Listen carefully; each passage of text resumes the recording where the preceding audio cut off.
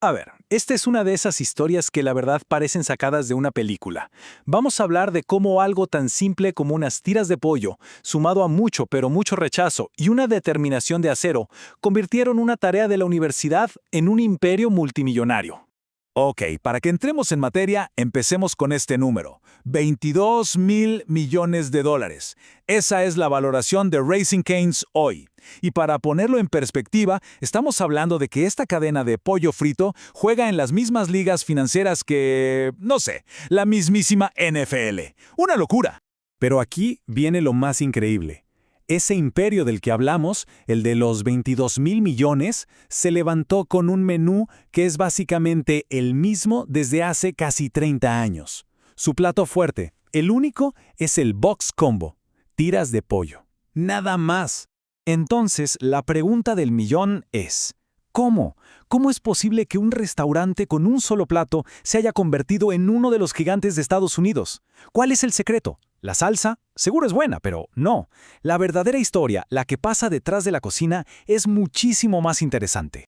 Y bueno, para entender cómo llegaron tan alto, primero tenemos que ir bien abajo. Hay que entender el rechazo. Porque antes de ser el gigante que es hoy, la idea de Raising Cane's era, según todos los expertos, una idea malísima, un fracaso seguro.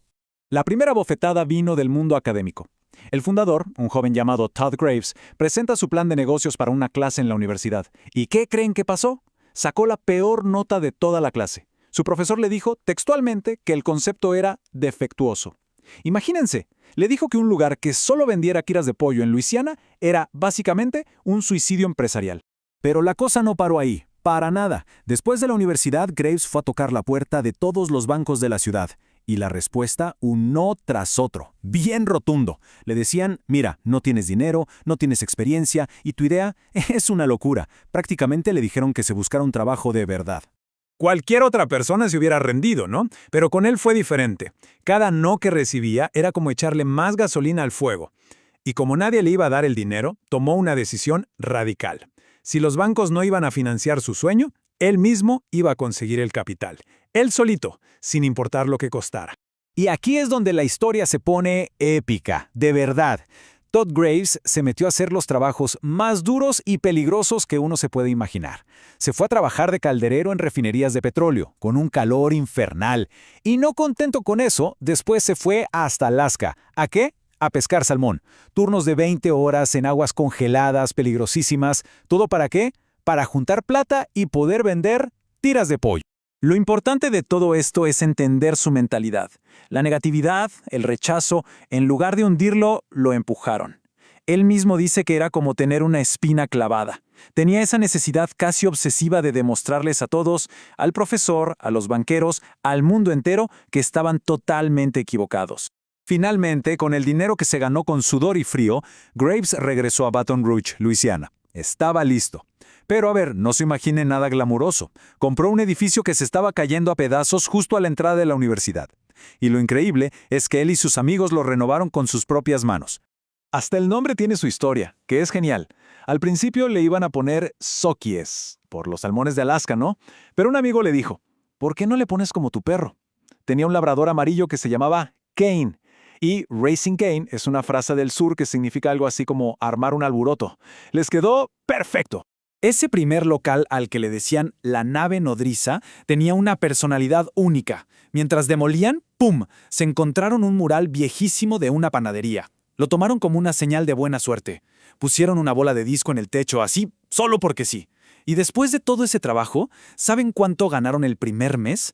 $30. Solo $30. Pero era suficiente. Era la prueba de que su loca idea podía funcionar. Ok. El primer restaurante fue un éxito. La gente lo amaba.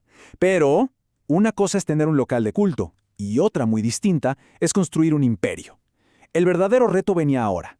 ¿Cómo replicar esa magia, esa vibra, en cientos y luego más de 900 restaurantes, sin que se perdiera el alma del primero? La clave de todo fue definir qué era esa vibra Cane's y cómo replicarla. Y no era solo el pollo.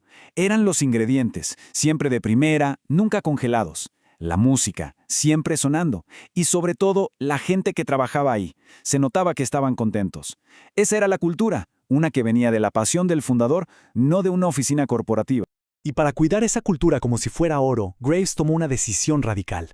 Al principio, usó el modelo de franquicias para crecer más rápido, pero se dio cuenta de que para mantener su nivel de calidad casi obsesivo, necesitaba tener el control total. Así que hizo algo que casi nadie hace. Empezó a comprar de vuelta sus propias franquicias. ¿Y funcionó? Bueno, los números no mienten. Una cadena de comida rápida promedio, con suerte vende unos $2 millones al año por local.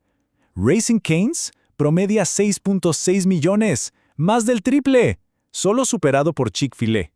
Queda claro que esa obsesión por la calidad y la simpleza es muy, pero muy rentable. Y así llegamos a hoy, con más de 900 restaurantes y sin planes de bajar el ritmo. Uno se pregunta, ¿y qué hace ahora el fundador? ¿El que empezó todo con una mala nota y un sueño medio loco? Bueno, Todd Graves sigue siendo dueño del 92% de la compañía. Su trabajo, claro, ya no estar en la freidora. Ahora es el guardián de la cultura. Se dedica a invertir en su gente, en las comunidades, y ahora su gran meta es llevar la marca a todo el mundo. Su plan a largo plazo es simple: no vender, jamás. Y con esto, la historia cierra el círculo de una forma increíble. Hoy, cuando le preguntan qué nota se pondría él mismo en ese plan de negocios que el profesor aplazó, Graves se ríe y dice: yo me daría una A+. Y tiene toda la razón, ¿no? Le metió el alma entera. Y los resultados, bueno, están a la vista. Y todo esto nos deja con una última reflexión. La historia de Raising Cane's es la prueba de que las ideas que cambian el juego muchas veces al principio parecen ridículas. Así que nos queda la pregunta en el aire: ¿cuál de todas esas ideas que hoy parecen defectuosas será el próximo gran éxito del mañana?